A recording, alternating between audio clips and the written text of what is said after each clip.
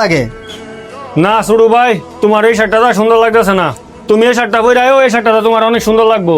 ভাই এই সাদা শার্টটা পরে কি করবো? এই সাদা শার্টটা নেওয়ার মতো আমার আব্বার কাছে তো এত টাকা নাই।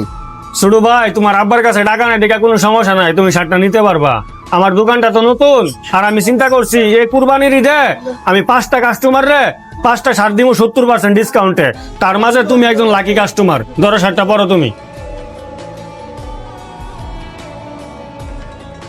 ভাই এই শার্টটা আমার অনেক পছন্দ হয়েছে, এটা আর ফিনটা দেখতে হইব না, আপনি আমার প্যাকেট করে দিয়া দেন।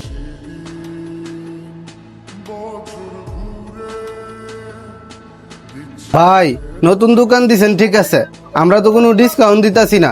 আর এইভাবে যদি লস দিয়ে কাপড় বেচেন তাহলে দোকান বেশি দিন টিকতো না। তোমার এত কিছু লইয়া চিন্তা করতে হবে না, তুমি যা তোমার কাজ করে দাও।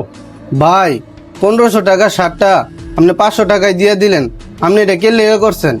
তাইলে তুমি শোনো, ছোটবেলা যখন বাবার হাত ধইরা ঈদের কেনাকাটা করতে মার্কেটে যাইতাম, আমার যদি কোনো দামি কাপড় পছন্দ হইতো, টাকার অভাবে যদি আমার বাবাই কিনা না দিতে পারতো, আমি যতটা কষ্ট পাইতাম তার চেয়ে বেশি কষ্ট আমার বাবাই পাইতো।